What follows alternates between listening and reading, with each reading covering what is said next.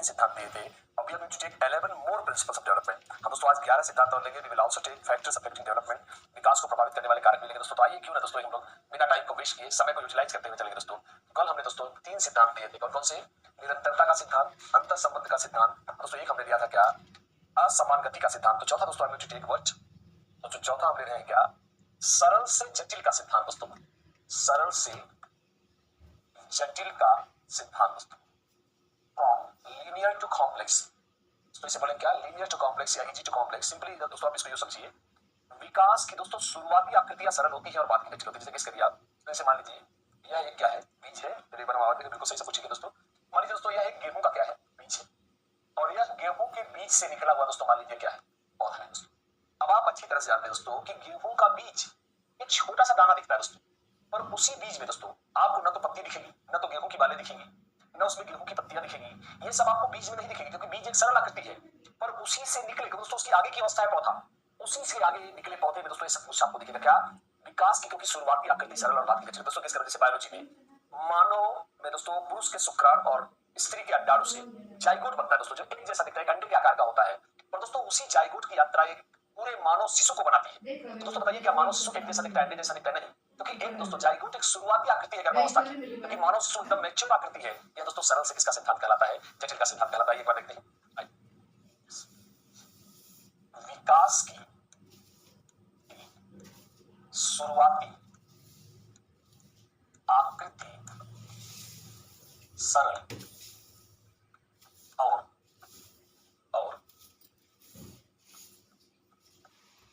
बाद की जटिल होती है, और बाद की जटिल होती है।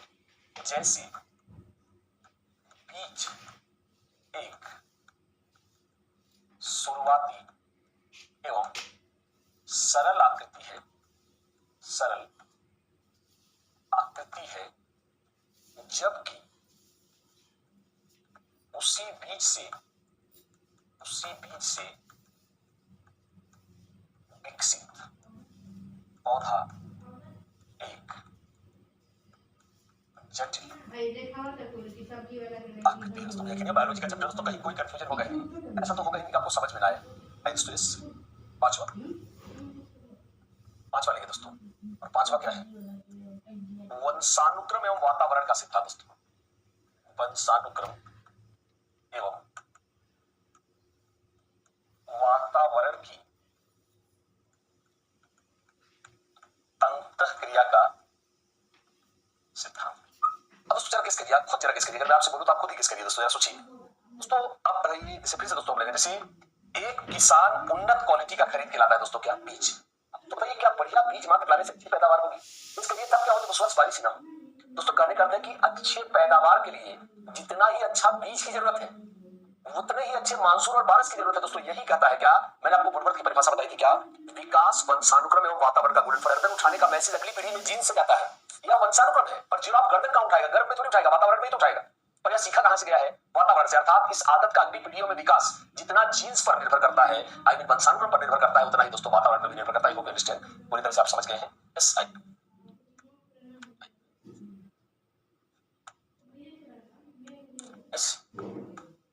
अच्छे विकास के लिए वंशानुक्रम एवं वातावरण दोनों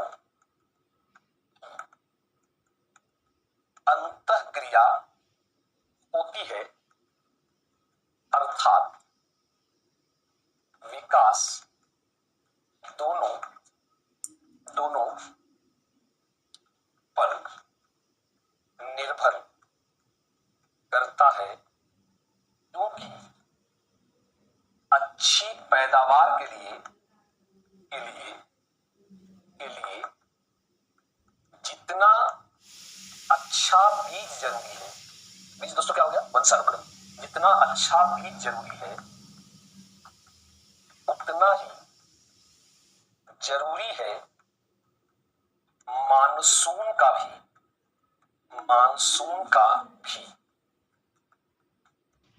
अच्छा होना, जो कि वातावरण का एम श्योर कि आप मेरी बात को समझ रहे हैं। एक बार हट जाता हूं दोस्तों, एक बार अच्छे से लिखिए इसको, चला जाए इस।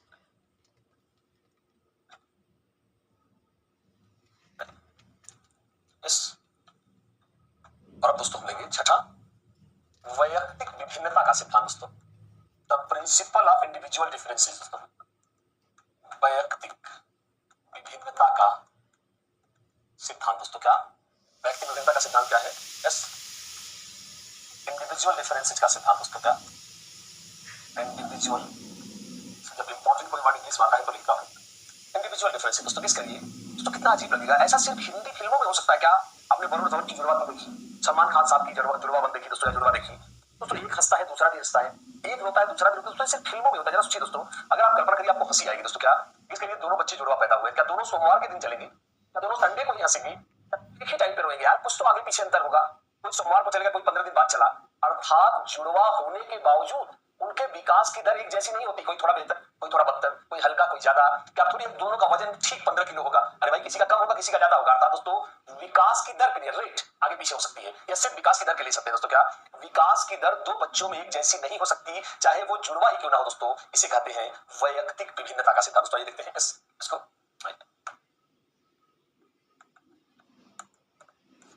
विकास की दर दुनिया के दो बच्चों में एक जैसी नहीं हो सकती है, चाहे वे जुड़वा बच्चे ही क्यों न हो। उनके विकास की दर में कुछ न कुछ अंतर जरूर पाए जाएंगे दोस्तों। आप भी समझ रहे इस बात को, इसे कहते हैं क्या कि उनके विकास की दर में कुछ न कुछ अंतर दोस्तों जरूर पाए जाएंगे। दोस्तों आगे चलते हैं, अगला सातवां और सातवां दोस्तों क्या है? इसे कहते हैं दोस्तों, इसमें सिर्फ इंग्लिश याद रखिएगा दोस्तों, सिफेलो काउडल, या दोस्तों क्या बोलते हैं, या सिर पादोमुखी दोस्तों, सिर से पैर की ओर पादोमुखी सिद्धांत। अगर ऐसा तो नहीं है, इंग्लिश लिख रहा हूं देखेंगे तो ये बहुत आता है। पिछली बार सुपर टीटी 69,000 में दोस्तों एक क्वेश्चन आया, पहले सुनिए। सिफेलो दोस्तों होता है सिर, काउडल होता है धड़, आप पहले से जानते हैं दोस्तों, ऐसा नहीं कि आप नहीं जानते। इसमें क्या आपको ध्यान देना है, पहली बात तो आपको इसकी हिंदी में भरोसा नहीं करना है, सिर्फ इंग्लिश सिफेलो काउडल याद करना दोस्तों इतना मुश्किल नहीं है। तो इसे दोस्तों विकास ऊपर से नीचे की ओर होता है। अब दोस्तों इसमें आपको बचाना क्या है, हमारे बीच दोस्तों एक कहावत है, आपने सुना होगा, जिसका नाम है एड़ी से चोटी तक। पर जबकि आप जानते हैं यहाँ उल्टा है, तो आप कई बार क्या होता है, कहावत ही देता है, बंदे ने टिक कर दिया, 10 मिनट बाद समझ में अगर यार तो उल्टा हमने टिक कर दिया। तो ये चोटी से एड़ी होगा, तो आप जानते हो ऊपर से नीचे की ओर होगा दोस्तों। इसे विकास की दिशा का भी सिद्धांत कहते हैं। क्या इससे दोस्तों विकास की दिशा के दो सिद्धांत है, एक ही आ रहा है, एक और आगे आएगा। इसे विकास की दिशा के सिद्धांत में भी शामिल किया गया है, जो क्या बोलता है कि विकास की दिशा हेड टू टेल, बोले तो सिर से पैर की ओर होती है, यही इसको आपको ध्यान रखना है, और चोटी से एड़ी को ध्यान रखना है। बाकी आप जानते हो पहले से। आइए देखते हैं, सिर में होता है सर, पादोमुखी मतलब पैरों की तरफ। आइए देखते हैं इसको, विकास की दिशा सिर से पैर की ओर या चोटी से एड़ी की ओर होती है दोस्तों। क्या चोटी से एड़ी की ओर होती है, तो इसको आप यूं समझ सकते हैं। इसमें दोस्तों सिर्फ आपको ध्यान रखना है क्या, अब दोस्तों किस करिए, अगर मैं आपसे किस करने के लिए कहूं तो किस करिए आप कैसे, आप जानते हैं गर्भस्थ शिशु का जो पहला अंग विकसित होता है दोस्तों वो सिर होता है, मस्तिष्क का विकास होता है, मतलब ऊपर हो गया। सबसे लास्ट में पैर की उंगलियों का विकास होता है जो नीचे। तो आपने देखा विकास की दिशा भी क्या है, इसे दोस्तों क्या बोलते हैं, सिर से पैर की ओर। आइए इसे विकास की दिशा के सिद्धांत के अंतर्गत रखा जाता है। तो एक बार देख लेंगे, फिर आगे चलेंगे इसको, आगे चलेंगे इसको।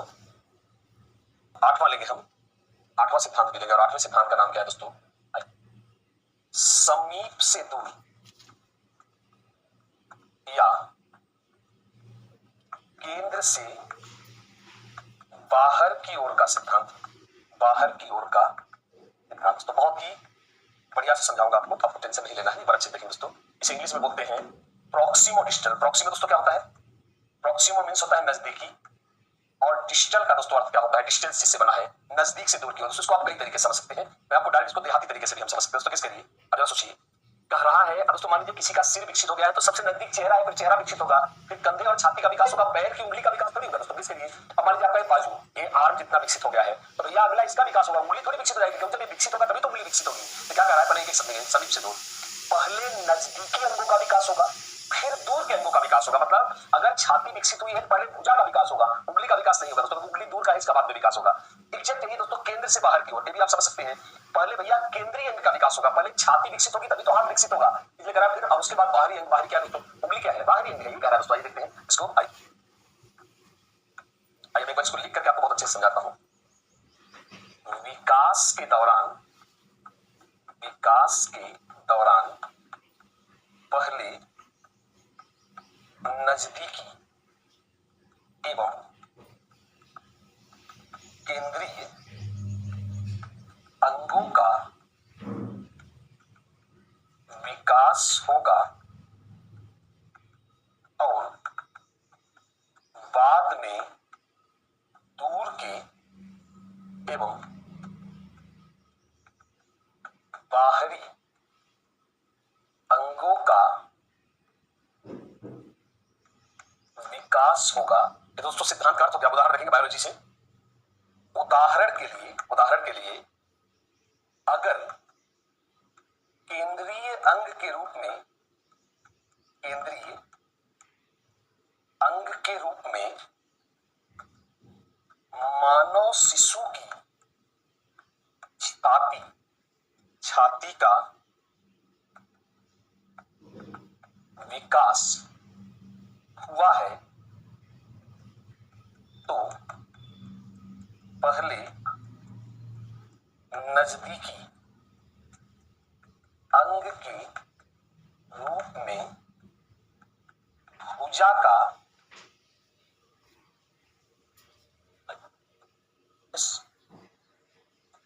दोस्तों सिद्धांत के दोस्तों 9वें भाग पे 9वां और 9वें सिद्धांत का नाम है दोस्तों एकीकरण का सिद्धांत। क्या? एकीकरण का सिद्धांत। दोस्तों द प्रिंसिपल ऑफ इंटीग्रेशन। तो एकीकरण का सिद्धांत क्या कहता है दोस्तों? बड़ा ही मजेदार सिद्धांत है, सुनिएगा दोस्तों। अगर आप मानो दोस्तों से अभी छोटे बच्चे को, जो 2 साल का बच्चा है, 2.5 साल का, अगर आप उसको गिलास में पानी दो तो दोनों हाथों से यूं पीता है। क्यों?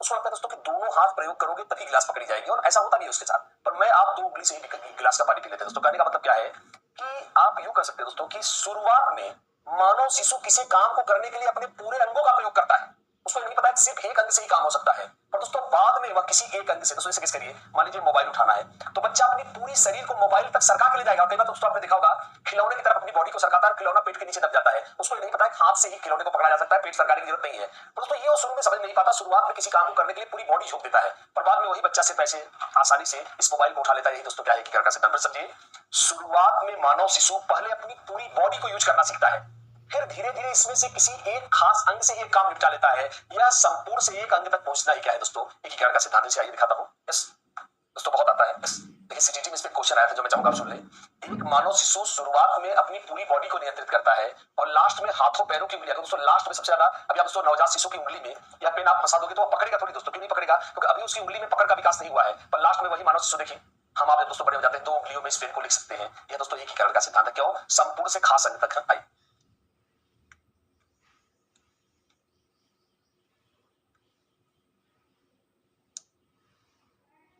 इसे अपरिष्कृत से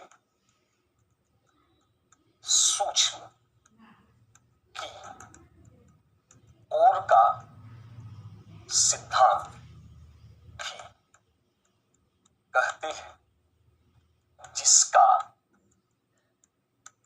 अर्थ है कि शुरुआत में मानव शिशु किसी कार्य के लिए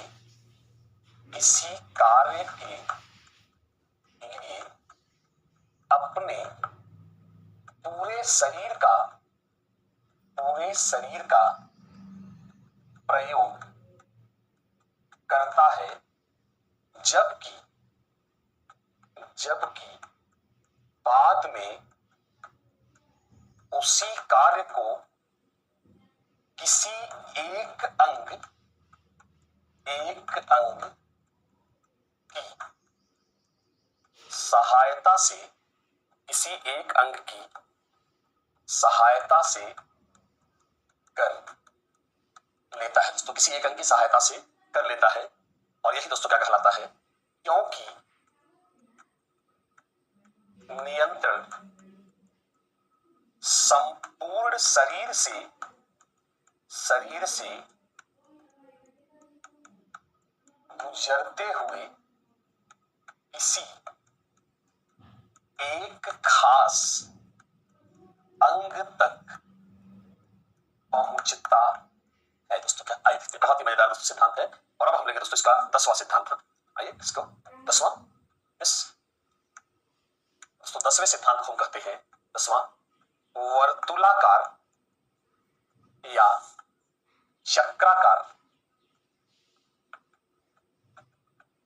विकास का सिद्धांत दोस्तों।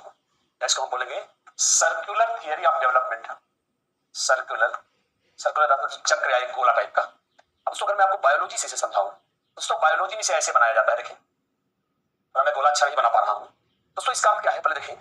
कह रहा है कि कोई भी विकास, मैं आपको इसको देहाती तरीके से भी समझाता हूं, परिपट टेक्निकल बायोलॉजी के लिए समझाता हूं। देखते हैं, कह रहा है कोई भी विकास एक बार मान लीजिए यहां से शुरू हुआ, ऐसे ऐसे चलते चलते दोस्तों यहां पर ये पहुंच गया अपने चरम पर। दोस्तों किस पे पहुंच गया? अपने चरम पर। तो कह रहा है भैया कोई भी विकास जब अब चरम पे पहुंच गया तब दोबारा थोड़ी चरम पे पहुंचेगा, इसलिए अब यह धीरे धीरे गिरेगा दोस्तों। क्या धीरे धीरे गिरेगा और किसकी तरफ जाएगा? ढलान की ओर जाएगा। लेकिन उसी दौरान एक तरफ तो ढलान जा होगा, मतलब एक तरफ विकास खत्म होता रहेगा, दूसरी तरफ दोस्तों किसी नए एरिया में विकास फिर से क्या हो चुका होगा? शुरू हो चुका होगा। अगर आप ध्यान से देखें, ये लाइन यहां तक जाने के बाद दो भागों में बट रही है, एक जो नीचे की ओर जा रही है, एक जो नए सिरे से एक और सर्कल बना रही है। दोस्तों कहने का क्या है, मैं इसको दोस्तों आपको एक नॉर्मल उदाहरण से समझाता हूं दोस्तों। किस करिए, जैसे दोस्तों एक आपने आम का पौधा देखा, जब आम का पौधा दोस्तों जमीन से निकलता है एकदम सीधा निकलता है दोस्तों 90 डिग्री से, जब स्प्राउट करता है, शूटिंग करते हैं, स्प्राउटिंग करते हैं, अंकुरित होना, जर्मिनेट करना। अब दोस्तों जब यह जमीन से निकलता है 90 डिग्री पे सीधा रहता है, पर दोस्तों आपने देखा होगा जब इसमें पत्तियां आती है तो पत्तियां एकदम सीधी आती है, पौधा थोड़ा दोस्तों झुक जाता है। फिर दोस्तों जो पुरानी पत्तियां होती है वो झुक जाती है, नई पत्तियां दोस्तों एकदम सीधी आती है। कहने का क्या है, जो भी आया अपने चरम पर पहुंचा, ढला झुकाव की ओर गया, जो भी एकदम नया शुरू हुआ वो एकदम दोस्तों सीधा निकला। यही है किसका? चक्राकार। कैसे? अब देखिए, पहले सीधा, फिर टेढ़ा, फिर दोस्तों गर्दन की ओर गया। दोस्तों यह सीधा सीधा ये कहता है क्या कि भैया विकास एक बार अपने चरम को, अपनी हाइट को प्राप्त कर लेगा तो एक तरफ तो वह ढलान की ओर जाएगा और उसी दौरान दूसरे एरिया में एक नया विकास दोस्तों क्या हो जाएगा? चालू हो जाएगा। इसको हम लिखेंगे इस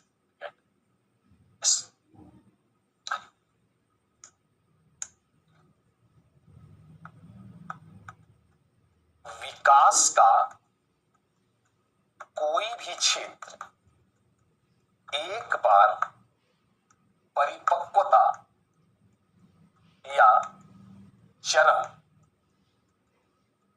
प्राप्त कर लेने के बाद ढलान की ओर, ढलान दोस्तों क्या है? गति धीमी जाता है, ढलान की ओर जाता है, जबकि उसी समय किसी नए क्षेत्र में नए सिरे से विकास की शुरुआत हो जाती है, शुरुआत हो जाती है। उदाहरण के लिए किसी वृक्ष की पत्तियां जब पहली बार आती है तो वे सीधी दिखती है, लेकिन परिपक्व होने के बाद वे झड़कर नीचे गिर जाती है, जबकि उसी दौरान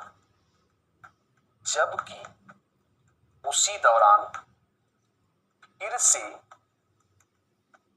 अन्य नई पत्तियों का जन्म शुरुआत कर देता है दोस्तों, शुरुआत कर देता है। आइए इस देखिए, इस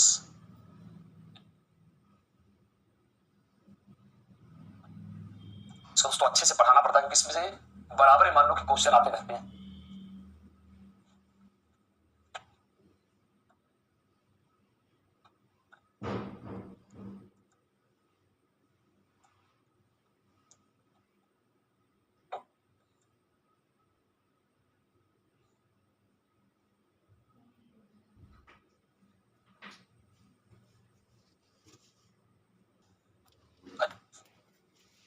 अब दोस्तों हम लेंगे 11वां सिद्धांत। 11वां सिद्धांत दोस्तों, 11वां सिद्धांत जिसे हम कहते हैं समान प्रतिमान, या दोस्तों इसे नमूना बोलते हैं या मॉडल कह सकते हैं, मॉडल या पैटर्न का सिद्धांत। इसे क्या बोलेंगे? The principle of identical pattern लिखेंगे तो मेन शब्द में आइडेंटिकल पैटर्न। दोस्तों आइडेंटिकल क्या होती है? जो एक जैसी होती है। आइडेंटिकल आइडेंटिकल पैटर्न का सिद्धांत दोस्तों, आइडेंटिकल पैटर्न का सिद्धांत। इसको दोस्तों गेस करिए क्या होगा, जरा सोचिए। The principle of identical pattern का अर्थ क्या है दोस्तों?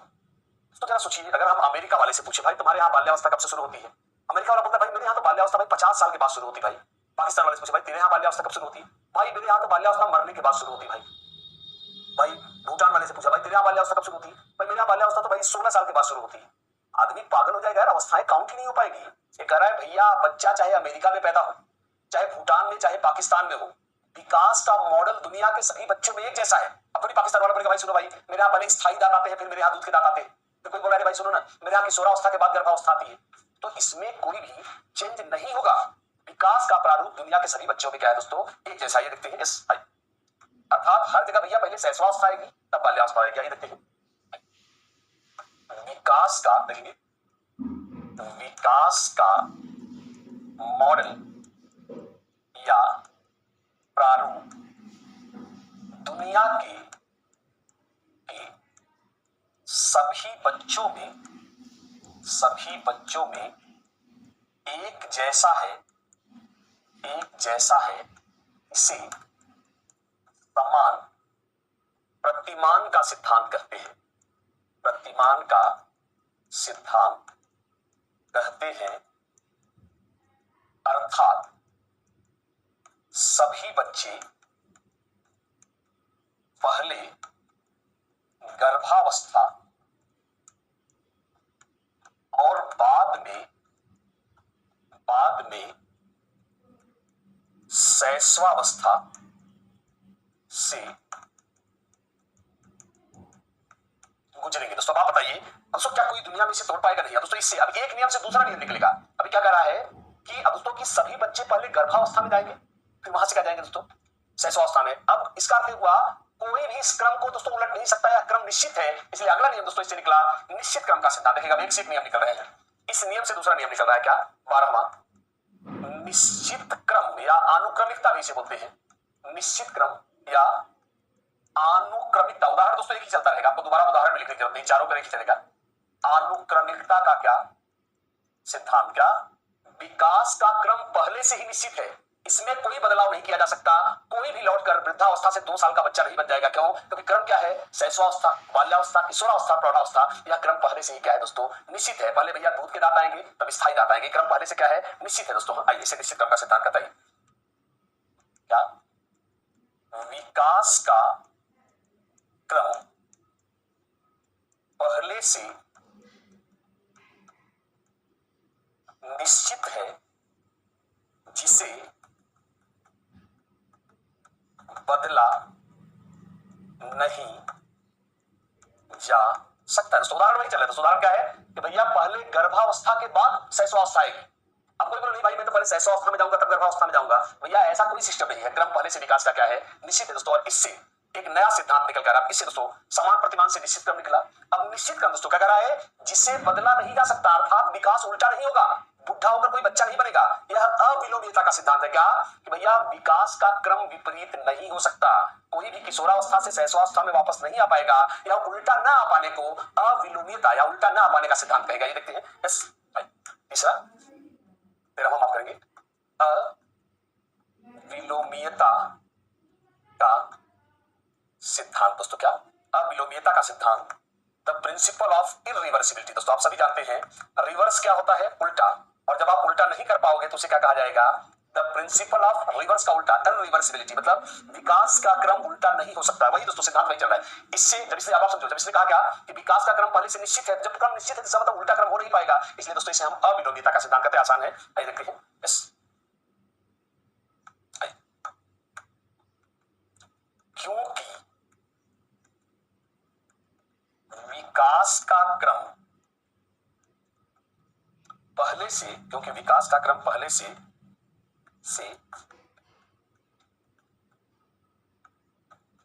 निश्चित है, इसलिए विकास का क्रम विपरीत नहीं हो सकता है, इसे अविलोम्यता का सिद्धांत कहते हैं, का सिद्धांत कहते हैं। अतः इसका उदाहरण लिख रहा हूं, अर्थात कोई भी उलट कर, दोस्तों वही अविलोम्यता, कोई भी उलट कर शैशवावस्था से गर्भावस्था में नहीं आ सकता है। दोस्तों एक बार देखेंगे फिर आगे चला जाएगा। दोस्तों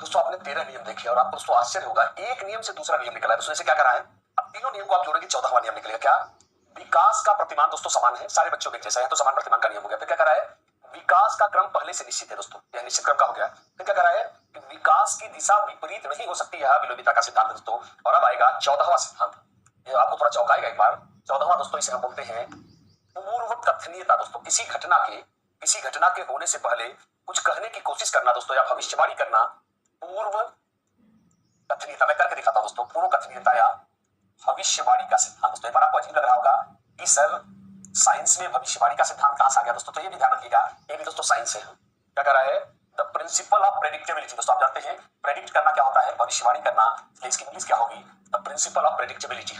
कैसे होगा, आइए देखते हैं द प्रिंसिपल ऑफ प्रेडिक्टेबिलिटी कैसे काम करेगा। दोस्तों आपको जोड़ देता हूं अपने आप, अभी आपको आश्चर्यचकित हो जाएंगे। तीनों नियम जोड़ रहा हूं।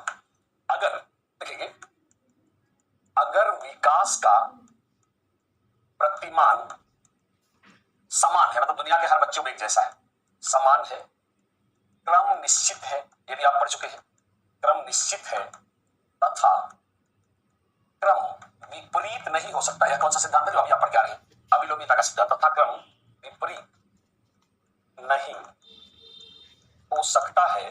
दोस्तों जब इतनी चीजें फिक्स हैं तो विकास की भविष्यवाणी कर सकते हैं। दोस्तों तो विकास की, यदि मैं दिखाता हूं दोस्तों, विकास की भविष्यवाणी कर सकते हैं। अब दोस्तों एक बात बताइए, यस, अब मैं 4, 6, 7, 8 भविष्यवाणियां करके आपको दिखाता हूं, एक भी आप गलत सिद्ध करके दिखाना। क्या, जैसे मैं भविष्यवाणी कर रहा हूं दोस्तों, क्या कि अगर बच्चा आज के 1 लाख साल बाद पैदा तो भी पहले उसके मस्तिष्क का विकास होगा, फिर उंगलियों का विकास होगा। अब बताओ क्या मैंने गलत भविष्यवाणी किया? नहीं, क्योंकि दोस्तों विकास की दिशा का सिद्धांत कहता है विकास सिर से पैर की ओर होता है। बच्चा 1 करोड़ साल बाद पैदा हो पर पहले मस्तिष्क का ही विकास होगा। दोस्तों ये बात तो आप समझ गए। अब दूसरी भविष्यवाणी कर रहा हूं, कोई भी बच्चा 100 साल, भाई कोई अगर मान लीजिए 100 साल जिया तब वो 2 महीने का नहीं होगा। किस आधार पर? क्या मैंने भविष्यवाणी गलत की? 100% सही की। क्यों? क्योंकि विकास की दिशा में क्रम में विलोम्यता नहीं पाई जाती है। मैंने किसके आधार पर किया? अविलोम्यता के सिद्धांत के आधार पर। फिर भविष्यवाणी कर रहा हूं, क्या चाहे आज के 1 लाख साल बाद बच्चा पैदा हो, पहले गर्भावस्था में जाएगा, फिर शैशवावस्था में जाएगा। क्या मैंने गलत भविष्यवाणी की? नहीं, क्योंकि यह विकास का क्रम है, चाहे बच्चा 1 अरब साल बाद पैदा हो, इस क्रम को तोड़ नहीं सकता। अर्थात दोस्तों अगर समान प्रतिमान क्रम पहले से निश्चित हो और दोस्तों विकास का क्रम उल्टा भी ना हो सके तो पीठ के जम करके विकास की हो सकती है। दोस्तों क्या भविष्यवाणी बताएं, कैसा लगा?